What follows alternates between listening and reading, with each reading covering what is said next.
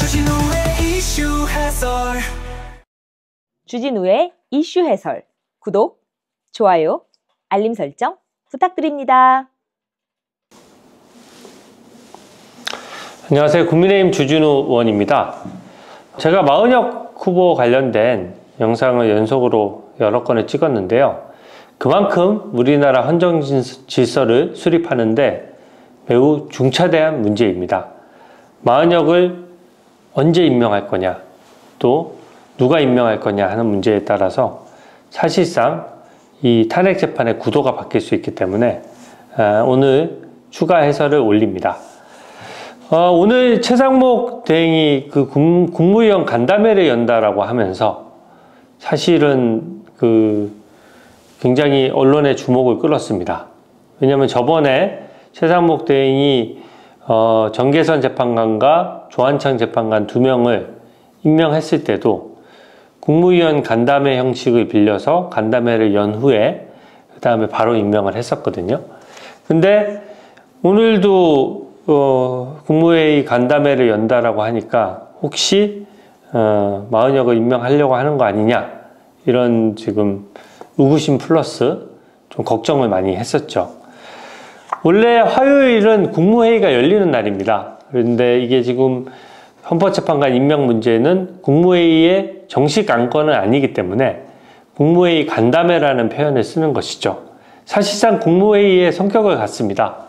이게 헌법재판관의 임명 문제이긴 하지만 대통령 권한 대행이 과연 헌법재판관을 임명해야 되느냐, 임명할 수 있느냐라는 문제와 연계되기 때문에 민주적 정당성이 약한, 또 사실은 임명된 국무위원이죠.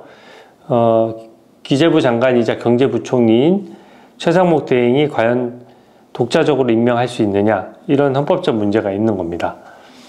이 문제가 박근혜 정부 탄핵 시절에도 대행은 오히려 민주당에서 대통령 권한대행은 헌법재판관을 임명해서는 안 된다라고 엄청나게 강하게 반발했었고 여러 민주당 출신 정치인들이 주장을 했었습니다. 당시 대법원장이 지명했던 헌법재판관에 대해서 혹시 보수 성향이어서 박근혜 대통령에 대한 탄핵이 기각될까봐 임명해서는 안 된다고 난리를 쳤었죠. 근데 이제 와서 마은혁 임명을 하지 않으면은 이게 대단한 헌법적인 불합리나 헌법체계가 무너지는 것처럼 민주당이 주장하는 것은 사실 그 당시의 영상과 비교해서 보면 굉장히 나쁘끄러운 짓이라고 생각합니다. 더더군다나 마은혁 임명 후보 문제에 대해서는 탄핵을 가지고 협박을 하거든요. 근데 저는 단언컨대 오늘로써 최상목 대행이 국무회의 간담회를 거쳤음에도 불구하고 오늘 임명을 못한다는 것은 결국 마은혁 임명 문제는 이제 물 건너갔다라고 평가를 합니다. 여러 가지 이유가 있는데요. 첫째로는 국무회의 간담회는 일종의 토의하는 절차거든요.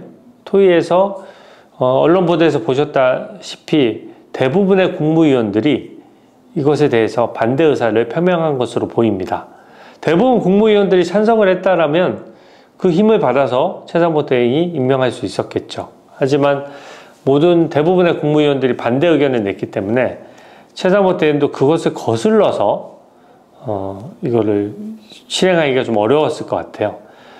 그러니까 불과 몇 달 전만 하더라도 똑같은 국무위원으로서, 똑같은 장관으로서 병렬적으로 논의를 하던 국무위원들인데 지금 민주당이 탄핵을 남발하다 보니까 그것에 대한 반사적 효과 때문에 최상목 대행이 지금 대통령 대행을 맡고 있는 거거든요. 더더군다나 임시직이고 누가 보더라도 한덕수 국무총리가 대통령 권한대행으로 복귀할 것이 확실시 되는 상황이기 때문에 이 상황 하에서 대부분의 국무위원들의 반대를 무릅쓰고 마은혁 임명을 강행하기에는 최상목 대행도 상당히 부담스러웠을 것이라고 생각합니다.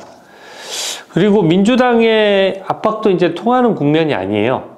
그 당시에는 한덕수 총리를 보란듯이 탄핵소추를 하고 또 최상목 대행도 연속으로 탄핵소추할 듯한 기세를 보여서 그 부분에 대한 압박이 좀 통했을지 몰라도 지금은 한덕수 국무총리에 대한 탄핵소추 이후에 민주당에 엄청나게 역풍이 불었습니다. 당연하죠. 뭐 미국 트럼프 체제에 들어와서 한참 일해야 되는 국무총리 또 대통령 권한대행을 자기들의 정략적인 이유로 탄핵소추를 함부로 하니까 대통령 권한대행으로 된 지 며칠 만에 한 6일 만에 탄핵소추를 해버렸죠. 그러니까 직무를 정지시켜버리니까 국민들이 빤히 보신 겁니다. 민주당이 자기 당리당략하고 이재명 대표에게 유리한 것밖에는 이 사람들 눈에는 보이는 게 없구나 라고 되니까 역풍이 불었었고요.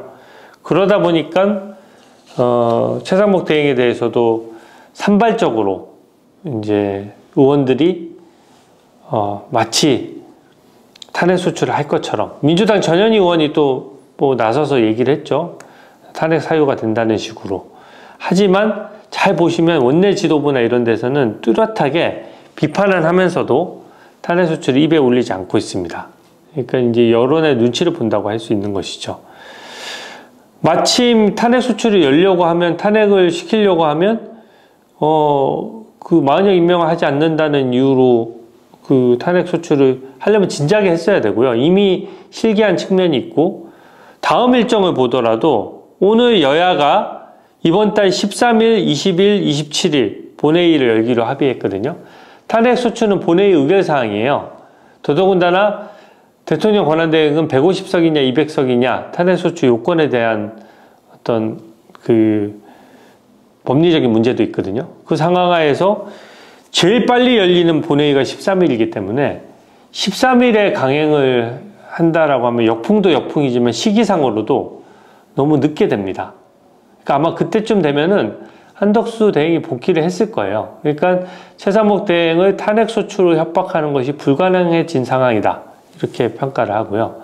그러면 결국 최상목 대행 입장에서도 국무위원 반대로 동력도 없고, 그 다음에 민주당 입장에서는 압박할 수 있는 최고의 수단인 탄핵소추에 대해서도 일정이 나오지 않고, 만약 후보가 임명됐을 경우에 그 윤석열 대통령 탄핵 그 재판에 상당한 영향을 미칠 수 있습니다. 반대로 마은혁이 임명되면 왜 변론을 제기해서 또 재판을 더 진행해서 마은혁 후보까지 결정을 해야 되는 거 아니냐라는 의견도 있을 수가 있고, 그럼 일정이 엄청나게 늦어지잖아요. 그리고 그게 아니라 재판이 열리지 않는다면 마은혁은 임명해봤자 이제 윤석열 대통령 탄핵 재판에 아예 참여할 수가 없는 것이죠. 그러니까 실익도 없고 자칫 잘못하면 일정이 늦어지면서 이재명 대표가 당선 무효형이 확정되는 것이 더 빨라질 수가 있거든요. 그런 점이 있으니까 계산기 두들기느라고 민주당이 머리가 아플 겁니다. 그래서 이런 구도 하에서 민주당은 더 이상 최상목 대행에 대해서 압박할 수 있는 수단이 한정적이라고 말씀을 드리고요. 국정협의체를 자꾸 볼모로 잡는데 국민 여러분들께서 보시다시피 국정협의체는 지금 얼마나 중요한 상황입니까? 민생이. 이럴 때일수록 지금 정치권과 정부가 힘을 합쳐서 민생을 이끌고 가야 되는 상황인데, 그것을 볼모로 이거를 지금 마은혁 후보 임명을 강행한다는 것은 민주당의 엄청난 정치적 손해라고 생각하고요. 또 국민들께서 그 점을 다 아실 것이라고 생각합니다.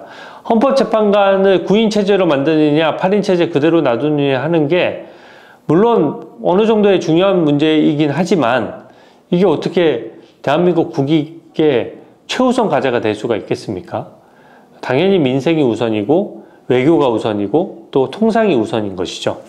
그런 차원에서 민주당은 국정협의체에 참여하지 않는 것도 일정 기간 참여하지 않으면 결국 민주당이 정무적으로 오만해 보이는 측면이 있기 때문에 그 부분 역시 압박이 통하기는 어렵다 이렇게 말씀을 드리겠습니다. 일적으로 보면은요, 한덕수 총리에 대한 변론 종결이 이미 2월 19일에 있었습니다.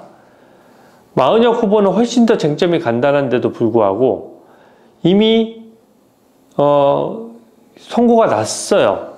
그래서 마은혁 후보를 임명하지 않으면 위헌이라는 결정까지 나온 것이죠. 그럼 일정으로 비교해 보더라도 한덕수 국무총리의 복귀 선고일자는 이번 주 중에는 선고를 해야 됩니다. 그렇게 하지 않으면 굉장히 늦고 편향적인 게 되는 거예요. 그때 대통령에 대해서 중요한 사건이니까 빨리빨리 탄핵에 대한 재판을 진행하겠다고 했으면서 그 다음으로 중요한 사건이 한덕수 총리에 대한 사건을 마냥 끌 수는 없거든요. 이미 한 번에 변론 종결을 했다는 얘기는 더 따져볼 내용이 없다는 뜻입니다. 그렇다면 지금 날짜로 봤을 때 2월 19일에 이미 변론이 종결된 상황이기 때문에 저는 이번 주 중에 선고 날짜를 잡을 것이라고 생각하고요.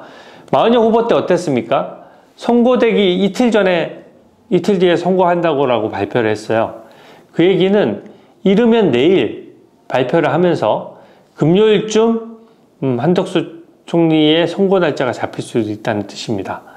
늦더라도 목요일 발표, 월요일 복귀 정도가 될 수 있거든요. 그러면 오늘 마은혁 후보를 임명하지 않았다면 다음 국무회의는 다음 주 화요일에 열려요. 그러니까 일정으로 보더라도 국무회의에 간담회에서 엄청나게 반대 의견이 많이 나왔는데 다시 국무회의 때 아무런 논의도 없이 그냥 덜컥 그 전에 임명해 버린다는 거는 좀 이치나 관행에도 좀 맞지 않는 부분이 있고요.